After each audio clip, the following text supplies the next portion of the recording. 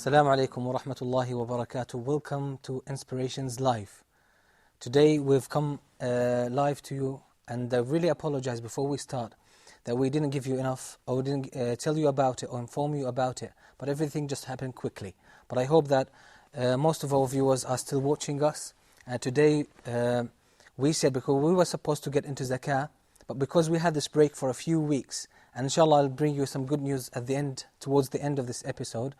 Today we will talk about a beautiful topic that will inshallah rejuvenate ourselves with it before we get back into the foundations of Islam. Still, this beautiful concept in Islam is very important for us, and is a very suitable kind of refreshment at this time. Before we get into this, let me welcome our guests. We have Brother Samih with us, and we have Brother Yasir, and Brother Firuz, and Brother Muhammad. Assalamu alaikum. I hope you are all doing well. Today's topic is very important, especially at these times in which we live. We see that the Muslims, unfortunately, generally, the majority of them, they're a bit far from their religion. I know many people are striving, and there are very good signs, alhamdulillah, but still there are striving. And this is why they have lost the high position Allah has granted them as the best nation ever brought forth to mankind. Now, in the midst of calamities that the Muslims live in today, like in Iraq, Afghanistan, Kashmir, Chechnya, Sudan, Somalia, everywhere, many people tend to despair. Many people think, well, especially I'm talking about the youth mainly, many of them say, well, it seems that we don't have a bright future, at least in the next maybe 100 or 200 years. It seems that there is no hope at all. But today, inshallah, we will see that in Islam there is hope. And the darkest this world gets for the Muslims, inshallah, the nearest and the sooner, inshallah, the light will come from Allah subhanahu wa ta'ala. So today we are talking about the concept of hope. And within this we will highlight the future of humanity. And we know for surety that future will be for Islam. Because only the good things will survive. And alhamdulillah, by nature, Allah subhanahu wa ta'ala put in every human being the tendency towards what is good, towards what is peaceful, towards what is, towards virtues, towards everything that brings good to humanity. And we only find these things in the best type of purity in the religion of Islam. Now, first thing we have to deal with is there is no place for despair in Islam. No place. Many people are desperate. Many people, sometimes the problem with despair, it might cause the people to lose their trust in Allah. And this is something Allah warned us against in the Quran. When Allah says in the Quran, in the story of Yusuf and Yaqub, that Yaqub said, إِنَّهُ لَا يَأْسُ مِنْ رَوْحِ اللَّهِ إِلَّا الْقَوْمُ الْكَافِرُونَ. Verily, no one despairs of Allah's mercy except the disbelievers, the people who have no faith in Allah, the people who live for their desires, the people who don't understand the reality of this world, who think it's only fun living, enjoying oneself, then you live, life takes its full course, then you die, and that's it. But we know that in Islam, this is not the case. This is why today, inshallah, we'll try to deal with hope, the concept of hope in Islam, and trust in Allah subhanahu wa ta'ala, and I hope as well, our viewers will call us. The lines will be open, inshallah. We're waiting for your contributions. And I still have hope, although we didn't inform you, as I said, about this live show, I still have hope. There's no despair. Hope, inshallah, that we will get your phone calls and have your beautiful contributions. Don't forget, our numbers are country code 202-8555-248 and 249. I'll repeat them again, they will appear on the screen, inshallah. Country code 202-8555-248 and 249. So call us, we're waiting for your calls. Hope, where do we find hope in the Quran or in the Sunnah? Where do we find hope in Islam? I think the Prophet ﷺ was told that he's going to, people are going to reject him, they're going to make fun of him. And Allah says that's the Sunnah of all the Prophets. They were all made fun of, they were all hurt by their people, and yet this is the way of Allah. He'll bring people down, and they should have hope that He's going to raise them again. Mm-hmm. So basically, what you're talking about is that the example of the Prophet ﷺ, he's been through quite a lot of torture, quite a lot of opposition and ridicule and all that. But he remained firm, and Allah gave him the examples, Allah related to him the examples or the stories of the previous prophets. They all have been through the same, but Allah gave them dominance and victory at the end. So the truth prevailed. What else do we find in the Quran and the Sunnah? Yasir? Hadith Prophet Muhammad sallallahu alaihi wasallam is related by Tamim al-Dari radiallahu anhu, that Prophet Muhammad sallallahu alaihi wasallam said that سيبلغ هذا الدين ما بلغ الليل والنهار. Each place has reached by day and night. Inshallah, Islam will reach that place. And Allah subhanahu wa ta'ala has mentioned in the Quran, وَكَانَ حَقًّا عَلَيْنَا نَصْرُ الْمُؤْمِنِينَ. Verily, we will give victory to the believers. Subhanallah, if this is the only ayah has revealed from Quran, that's enough for the Muslim to know that inshallah, bismillah, the victory will be for this deen. Okay, so here we have two hadith and a verse. The hadith, which is narrated by Tamim al-Dari, that he heard the Messenger ﷺ say that this religion, or this affair, the religion of Islam, meaning its dominance, the application of Islam, the manifestation of Islam, will reach every place that is reached by the day and the night. Is there any place on the earth that is not reached by the day and night? Nope. Somebody might say the North or the South Pole, but still the day is 6 months, but still a day and a night. So imagine Islam will reach even the North Pole and the South Pole, all the areas, even the unpopulated areas. It shows that even those, they will be populated and Islam will have dominance over them. So everything reached by the day and the night, Islam will have dominance over that land.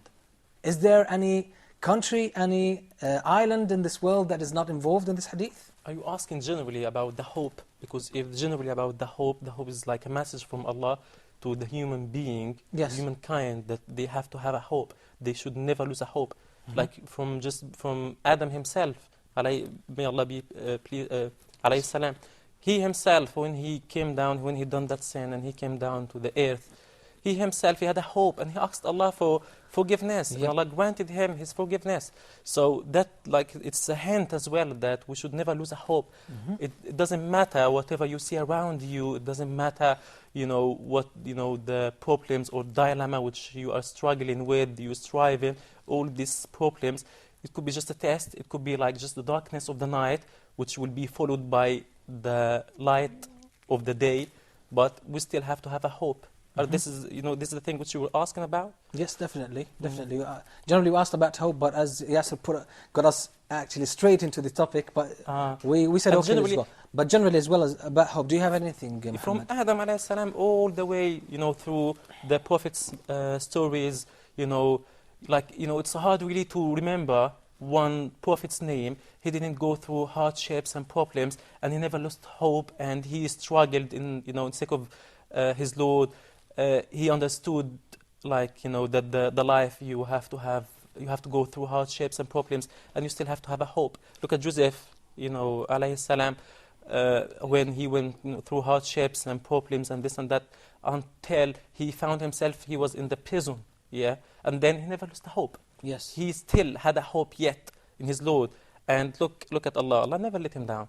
Allah appreciated what he had done that time, and Allah granted him the ministry of Egypt. Yes. So basically it relates, or it indicates to 2 points. The first point, we should never lose a hope, and the second point, every dilemma ends with ease and victory.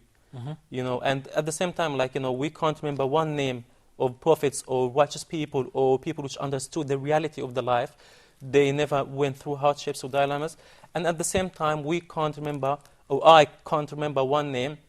His end wasn't the good or the ease or the happiness. Basically, what it is that hope is part of our religion, which is the message of all the prophets. It's part of it. And actually, the verse, we mentioned, just consider the words of Jacob, Yaqub alayhi salam, when he said, وَلَا تَيْأَسُوا مِنْ رَوْحِ اللَّهِ. Never ever despair of the mercy of Allah. Never ever despair. Just like he's warning them against a great sin.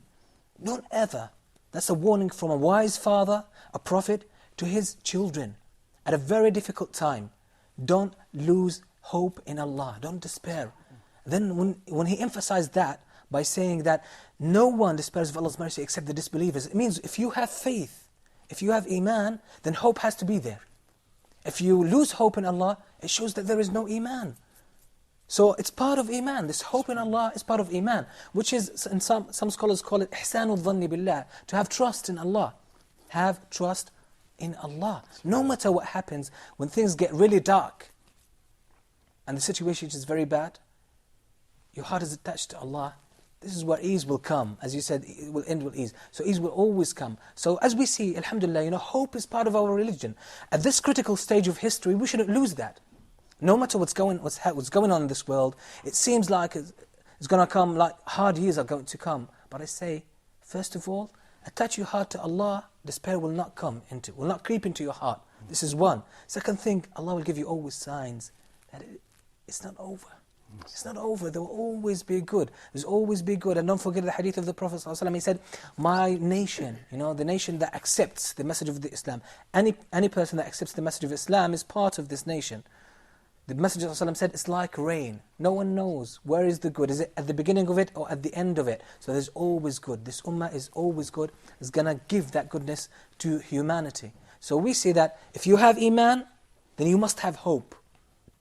But if you don't have hope, it shows that maybe there's something wrong with your Islam. Or actually, definitely, there is something wrong with your Iman. You have to check your heart and make sure that you have real faith in Allah subhanahu wa ta'ala. Now, just before we, because actually we stopped talking about the hadith, let's talk just about Islam, that the future of Islam, as you said, that all the countries, all the areas that are reached by the day and the night, Islam will reach there.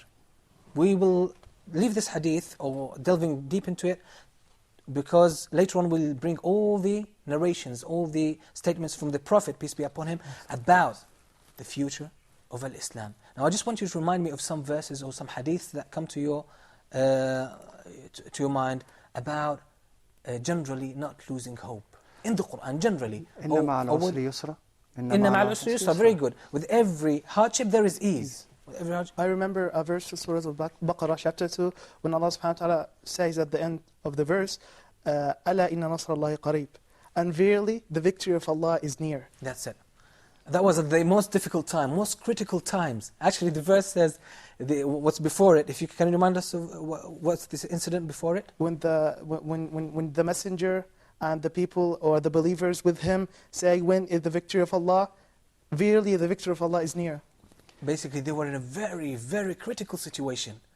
And they lost hope totally. To the extent that even the believers who have faith in their hearts, they started questioning, we know that the victory of Allah will come. When? And the Messenger himself, very good.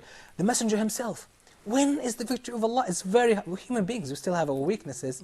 But alhamdulillah, we're talking about generally, Iman will bring hope to you. But at some stages, maybe your vision will be blurred because of the hardship. We're human beings, we have our weaknesses. So at that moment they said, when is the victory of Allah? When is it? It's not really actually despair of it, but what it is, they're waiting. That's it. They're in dire need of it. Now, we really need it, badly need it. Now Allah says, أَلَا إِنَّ نَصْرَ اللَّهِ قَرِيبٌ. Surely the victory of Allah is very near. Yes, and there is one verse, subhanAllah, وَلَا تَهِنُوا وَلَا تَحْزَنُوا وَأَنْتُمَ الْأَعْلَوْنَ إِن كُنْتُم مُؤْمِنِينَ. You always get us, Yasser, deep into the issue. You're trying to go slowly, but mashallah, you dive in. No, why? Because subhanAllah, this ayah is revealed after Battle of Uhud. Yes. Which is a Muslim was being defeated, and then Allah. That's a very good example. Yes. But after Uhud, the Muslims... Actually, the scholars don't say that the Muslims were not defeated in Uhud. Yes. They lost part of the battle, yes, but they were not really defeated. Yes. But it's a very good, some kind of analogy that, as you say, it's the time when they were really, suffering at that time. Yeah, and they were wounded and all that time. But Allah says, and do not grieve, and do not feel sad, and do not fear for the future. Brother, there is an interesting point. Actually, if you read history, the history of Islam and the history of Muslims, you will not see a single battle where we are victorious, except a hardship came before it. Yep. We see the Muslims, Allah subhanahu wa ta'ala is filtering out the hypocrites, is filtering out the people who doesn't have the strong iman, and then He's leaving the true Muslims to take the victory. Yes. So when we see different battles, we see the Muslims... Can you give an example, Samah? It's a very important point, actually. An example came to my mind about what you just said, about that, you have to see the hard times. Look at the Prophet ﷺ in his journey, when he immigrated to Medina with Abu Bakr, may Allah be pleased with him. They reached the level that they were in the cave, and the disbelievers came all the way just in front of the cave. And Abu Bakr, may Allah be pleased with him, said to the Prophet ﷺ, said, if any one of them would just look underneath his feet, he would see us. Look how hard the situation which they were, like how they were facing the danger face to face. But look at the hope which the Prophet ﷺ had, and he said, oh Abu Bakr, what do you think of two people, Allah is the third? So the hope led them to the victory, and the hard time was just the last stage before they get the victory. Yeah, what do we learn from this? We learn from this even at these times. Actually, these times are not even harder than these, because it meant really they would be killed. Yes. If they saw them, it meant they would... But the Prophet ﷺ had hope in Allah. There is hope in Allah, and it just caused him to be confident, strong, and he could even plan for the hijrah, for the migration. What's the problem with, when we have despair? We don't think properly. We don't think correctly. Look at the state of the Muslims, even the youth. From inside they are defeated. Psychologically, mentally, they are sort of defeated. This is why we try to copy the, foreign names. We're not proud of our names. We try to borrow names from other nations. Why? Because we would like to feel like them, that they are victorious and they are strong and they are proud, but we are not. We want to get rid of that. It indicates there is no hope in the heart. But we know that Islam, Iman, imposes or actually stresses the fact that there is hope in the heart. And we have to learn from the Prophet ﷺ like he was in that cave. And before the Prophet Moutasem as well, Moses alayhi salam, when he was escaping with sons of Israel, and then the Pharaoh was chasing over them, and they saw each other, even Allah described it in Quran that they saw each other, and then what sons of Israel said, they said, verily they will catch us. Verily, it's clear, they saw us really. But look at Moses alayhi salam, even before the Prophet ﷺ born, he said the same thing, he had the same hope. Yeah. He said, verily Allah is with me. Yep. Basically, he didn't trust the Iman, so he said Allah is with me because he didn't trust the Iman. Yes. But look at the hope, he had a hope, even he saw the enemy face to face, and they just were very near. Can you tell me, why is it important, or why actually at the most critical moments, hope with the believers comes up? Why? Now I'm in a situation, I have nothing to do, I've exhausted all my resources, all my options, I've exhausted that, but all of a sudden with the Muslims, hope comes up. Why?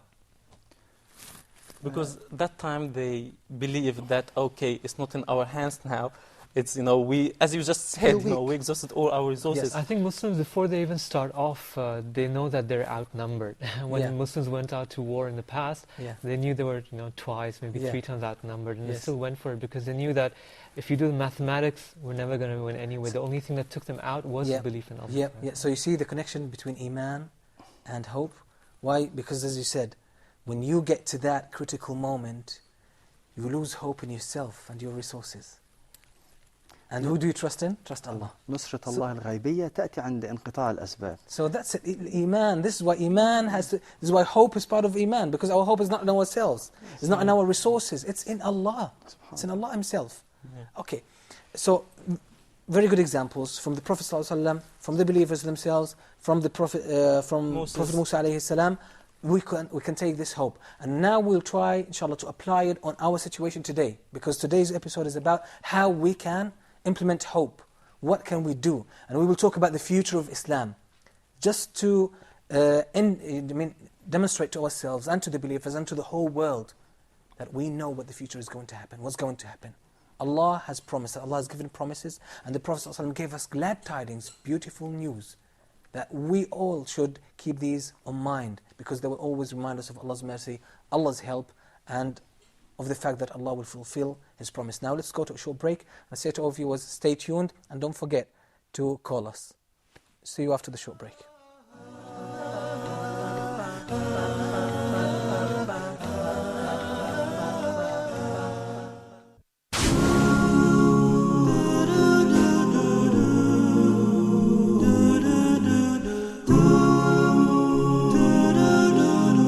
Welcome to this new episode of Focus Point. The new generation has the habit of reading more than before. Jewish question was named basically the problem of Jews who lost their function in society.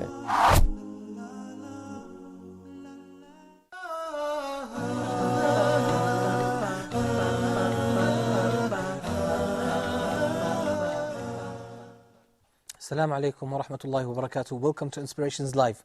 We're still talking about hope and the future of Islam. I would like to remind you of our telephone number, so please call us. Country code 202-8555-248 and 249. And still as well, you can send us your emails. We'll try to deal with them and put them on our website. Don't forget our email address is inspirations@huda.tv. That's inspirations@huda.tv. And you can still as well visit our website, which is buildingthefoundations.com. All these details will appear on the screen, inshallah. We're waiting for your phone calls. So we said that hope is part of our iman. It is any person who has iman in his heart, there is definitely hope. And we took some of the examples of the early generations of the prophets. Peace and blessings of Allah be upon them. Now, in this situation in which we live today, where we see many people, unfortunately, especially those in control of the media, they try to defame Islam. They try to distort the facts about Islam, showing that Islam is the religion of savages, a religion of a backward religion, and different other stereotypes and misconceptions about Islam. The reason for this, they just want to turn the people away from it, because they know that people are looking for the truth. And when they come to find out about the reality of Islam, definitely, or alhamdulillah, as we see, actually the facts attest to that, that so many people enter into Islam. And, ironically, they always try to show Islam or depict Islam as a religion that oppresses women. But surprisingly, most of the reverts, those who come back to Islam, those who convert to Islam, the majority are women. So it just shows that these allegations against Islam are untrue and are baseless. And when the people find out, they really, many times when we saw people coming to Islam, they say, I was just like blind. Why don't you Muslims go around and tell the people about this way? So it's very shocking. And unfortunately, most of us fail to understand the beauty of this message. We lost this kind of confidence, and confidence is related to hope. This is the religion of Allah. Don't worry about, the misconceptions. Sometimes you might say, I don't have all the answers. You don't have to have all the answers. Just present this religion of Islam. It's a self-spreading religion. And despite the Muslims actually are laid back when it comes to da'wah and when it comes to propagating Islam and letting the world know about it. But still it is spreading. And even some of the statistics, I tried to get some of the statistics, even when the 11th of September, they tried to use this event to turn the people away from Islam, because as is said in the media, and Allah knows about the reality, that it is done by Muslims. But even these Muslims, we know that they do not present Islam, and that Islam does not tolerate this anyway, let alone calling people to do it. So they tried to use it to turn the people away from Islam. What happened? Within 2 months, in America itself, only the United States of America itself, there were 34,000 people who reverted to Islam.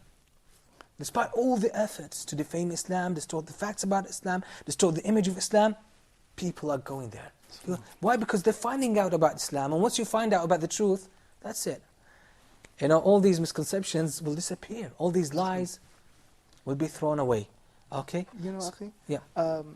I don't blame the Western media 100%. We have, on the other hand, people who call themselves practicing Muslims, who call themselves Muslims, but they do not follow the real ethics and values of their faith. They do not follow the example of the Prophet Muhammad ﷺ. And they are not spreading the word of Allah, as the Prophet Muhammad ordered us, convey from me even a single verse. Yeah. That's the point. Yes. And Allah subhanahu wa ta'ala had said, you were the best of nations, evolved for mankind. He didn't say evolved from mankind, for mankind. Why? Enjoying good and forbidding evil. Yeah.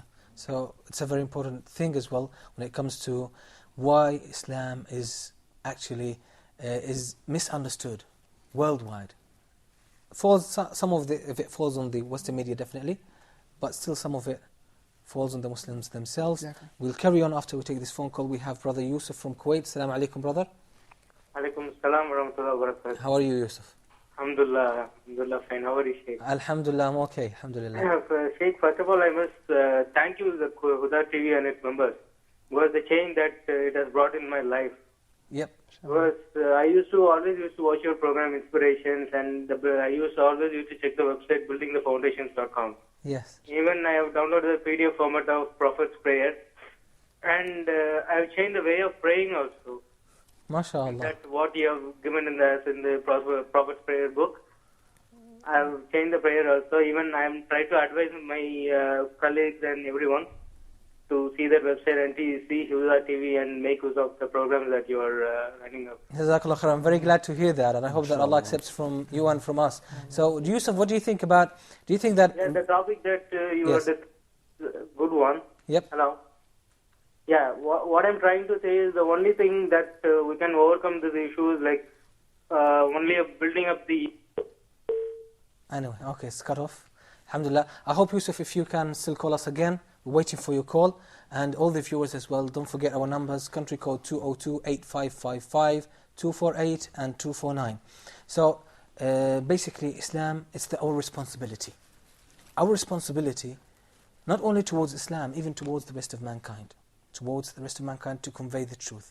Now, I just want, before we go into what we can do to raise the hope in our hearts and the hearts of other people, what are our responsibilities in spreading the religion of Islam, spreading the truth, spreading love and respect among humanity. I just want to mention some of the things that will really strengthen us and bring more hope to our hearts, some statements from Allah and from the Prophet ﷺ.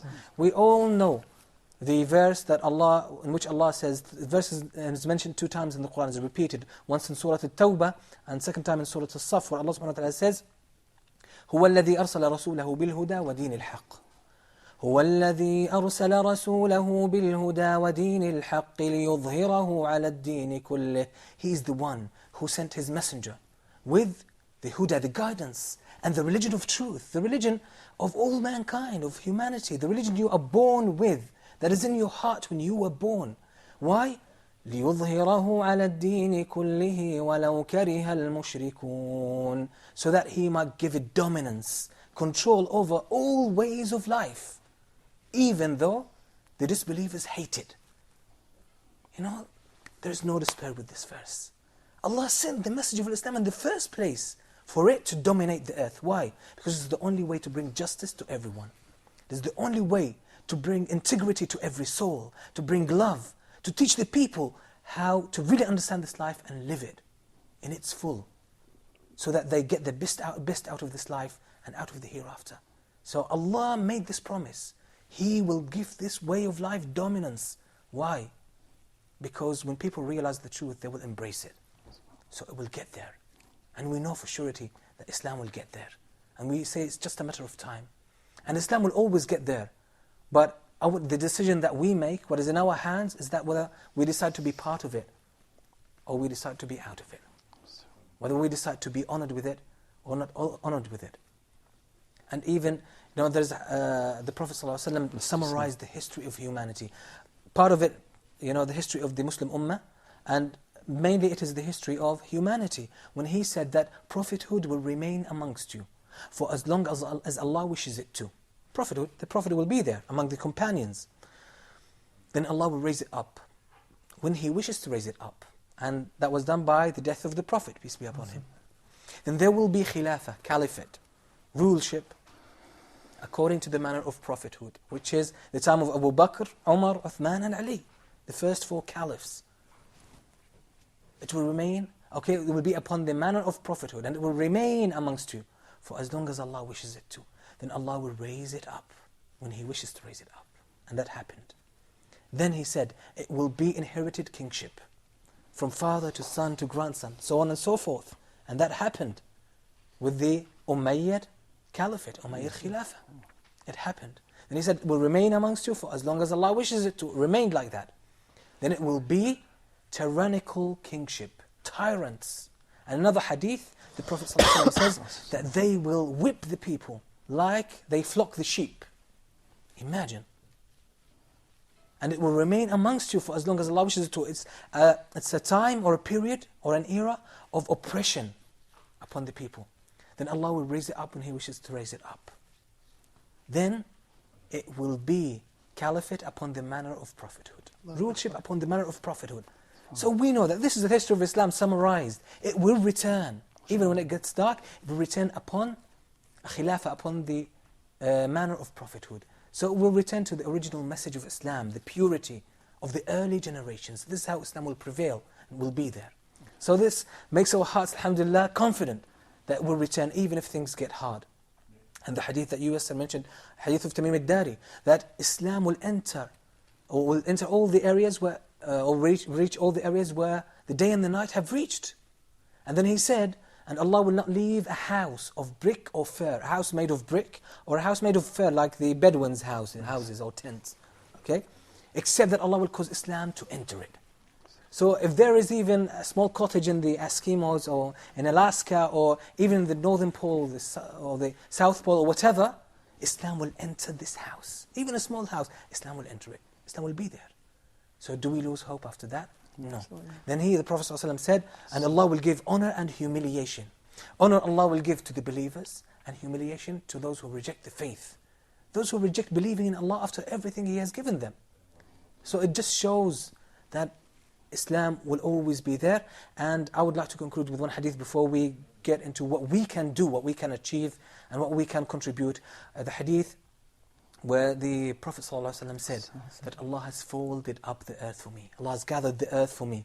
You know, even now, the scholars of geology and the map, those who do the maps and all this stuff, geology, geography, all that stuff, they say that the continents were gathered together. And you can see the curves in like Africa, South America, Europe and North America, and all this stuff. Allah has gathered up the earth for me, folded up the earth for me.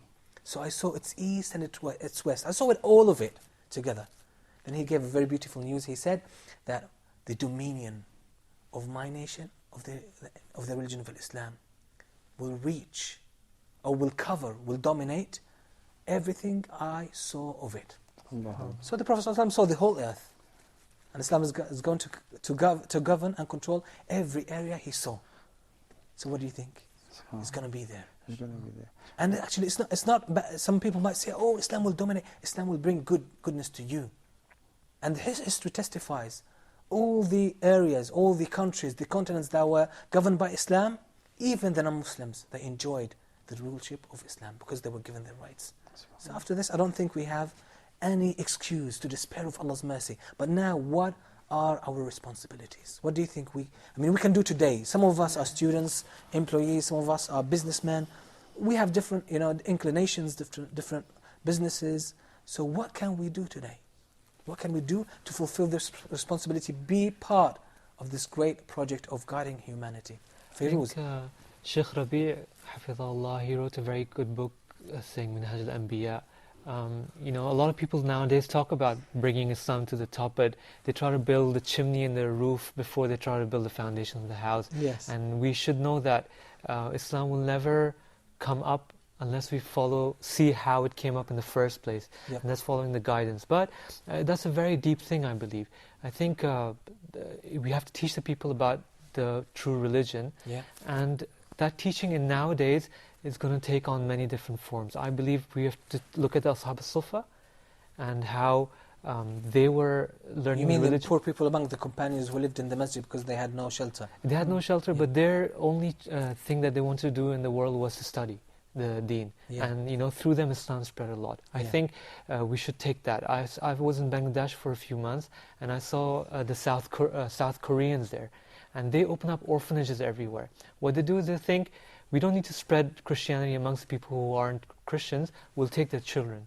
We'll raise them up to be Christians. We don't have to do any dawah. And for generations and generations, they're converting people like that. I think that's, they're hitting us like that, but it's a good thing to learn from. If we open up orphanages, schools all around the world, create these Ashab al-Sufa, teach the people the correct religion, and teach them how to be leaders, I think inshallah this would be a good way to spread Islam. Mm-hmm. Okay, so that's one way. That's one way. Sam, I'm aware that you are involved in dawah through the PAL Talk, and you get involved with some rules. Can you tell us about this, or some of the incidents as well that happened? Well, What do you do basically? Actually, Pal Talk is a shouting program service for people who are using the internet. And we have many rooms, many categories, many people talking, Christianity, Judaism.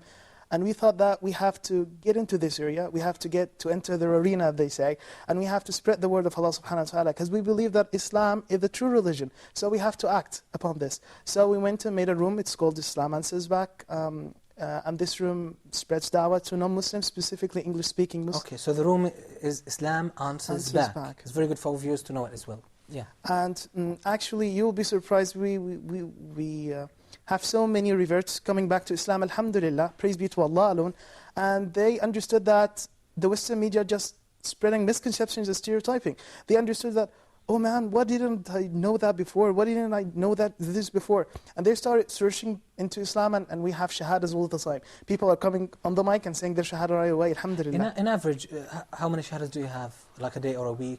You're talking about 4 or 5 per week, alhamdulillah. MashaAllah, MashaAllah, that's a very good number. So it's a very good effort, MashaAllah. May Allah bless you and help you, get better. Brothers are doing a wonderful job there, out there, alhamdulillah. I'll ask you of some of the instances that happened with you, but first, hold any stories that you have. For now, we'll take a short break. We'll come back soon. We'll say to our viewers, stay tuned.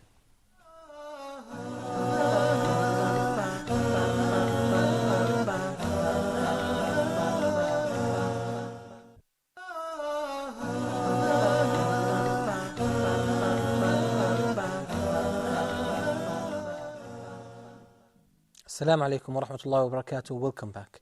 Okay, we stopped when Samih, you were talking about the Pal Talk. Did you come across some amazing incidents about people really when they discovered the beauty of Islam? Many, actually. Last week we were talking, you remember when I talked to you about this story? Yeah. There was a family and the small child was suffering from a disease that's called autism, and probably the viewers know what is autism, but actually it has damage in the brain or something. But there are another room which is called the Hir Quran, and there is a 24/7 recitation of the Holy Quran. So this little child got attracted to this, to the recitation of the Holy Quran, and when her elder sister shut it down, she prevented her from shutting down. So the father and the mother thought that it was something weird. She didn't used to do something like that before. So they went into this room, and then they went into Islam Answers Back asking questions about Islam, and guess what? The father, the mother, and the little child took their shahada right away on mic. I said, Allahu Akbar. This is the miracle of the Holy Quran. That's amazing. Alhamdulillah, there are great incidents. Actually, great numbers are coming into Islam. Great numbers, mashallah. Although, despite the propaganda and all that stuff, but still people are thirsty for the truth. They want, and we shouldn't really presume that people are against Islam or something. On the contrary, people want to find the truth. Can you, Feroz, I know that you're involved in some da'wah in the UK. Can you tell us any beautiful incidents or some amazing examples of brothers who dedicate themselves for propagating Islam? We have brothers who were in complete jahala. Drugs, they've been to jail, lived in jail for a long, long time, been to jail a few times. And yet, out of that, these people end up becoming pillars of the religion. We started off with a very small mosque.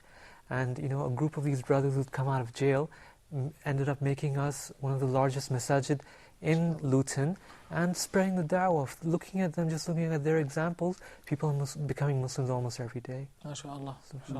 So it's quite easy. You don't have to convince the people. Just show them what Islam is and leave it.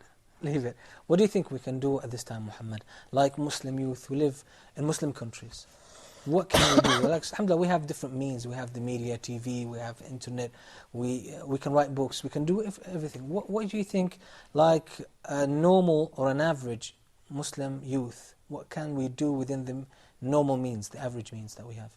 I think you yourself, you have answered that question, but maybe like yesterday or 2 days ago when we were talking, and you said when you show them your attitude, your manners as a Muslim, this is like, you said your actions, make the message reach louder than the voice. You can speak too much, but when the people look at you, they can't see really, any change in your character. But when you show by your actions, your manners, your attitude, it makes effect, influence over the people. That's a beautiful way for da'wah. And actually it testifies to the reality that Islam will prevail, especially through manners. Forget, people appreciate this. People love to see someone with a smile, with good manners, with honesty, integrity. We all like to see it. We feel comfortable dealing with such people. And not only for other people, but it's part of our religion, if you have faith in Allah, it will come naturally. And this is what we all have to strive, inshallah, to get. Yasser, what do you think we can do? I think the answer in the ayah, كنتم خير أمة أخرجت للناس, you are the best nation revealed to the mankind. Umar ibn Khattab radiallahu anhu said, the one who wants to be among this nation has to do the condition for this ayah, which is enjoy the good, forbid the evil. Exactly. We have to do da'wah, spread da'wah as much as we can. Don't say just da'wah is a job for Azhar, for example, or this or that. No, da'wah is a job for each and every Muslim. I think that is the way, inshallah. So, just to give an example of even at the darkest moments, how Islam teaches us hope. In the 5th year after Hijrah, the pagans of Quraysh, they gathered with other tribes and they decided to annihilate the Muslims, completely get rid of them. So they surrounded Al-Madinah. And the Prophet ﷺ with the companions, they came up with this great idea from Salman al-Farisi, who came from Persia. He said we should dig up a trench around Al-Madinah so they can't cross. So they were digging the trench, and one day they came across a massive rock, very hard, they couldn't break. So the Prophet, they couldn't do anything, so they said, okay, let's get the Prophet ﷺ to deal with it. So he came, and he hit it first, and it broke.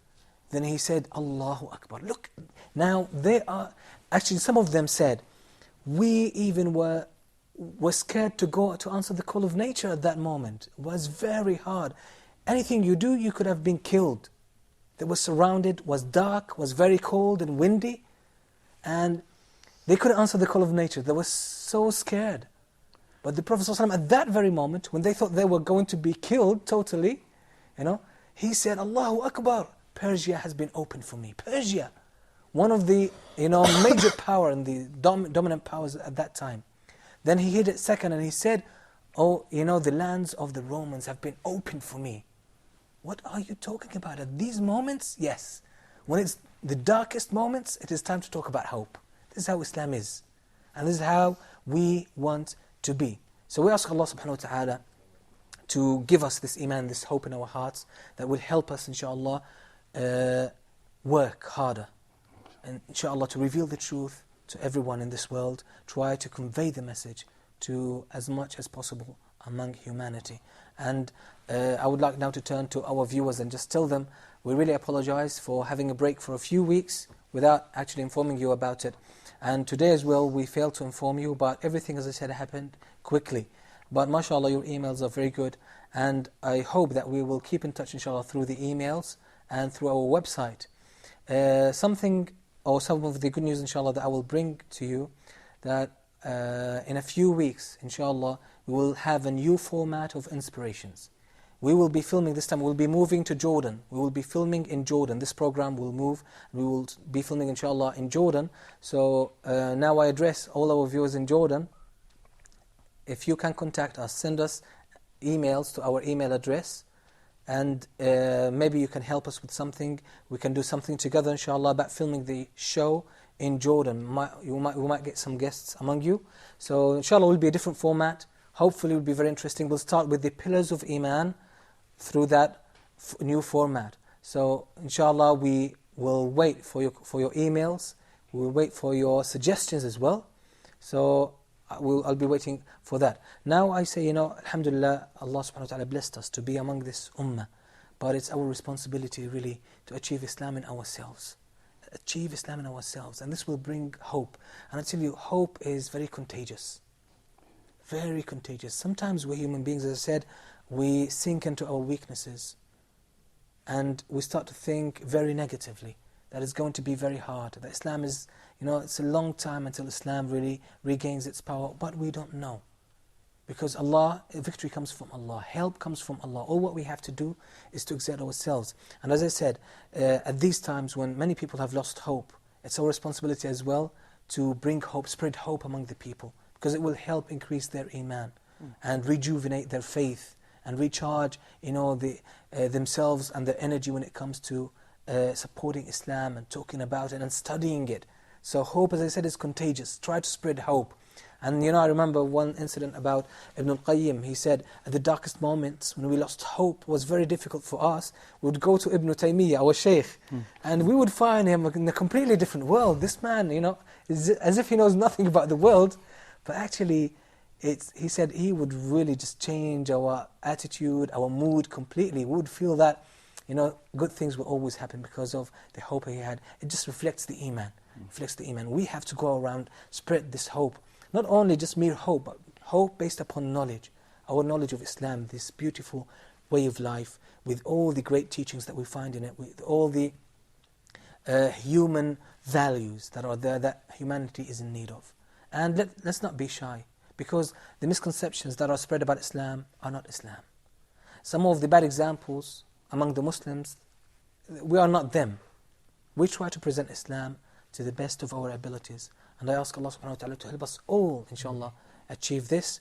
And we should always try to, respect one another as Muslims, help one another, and support, all the efforts that are upon a straight path towards,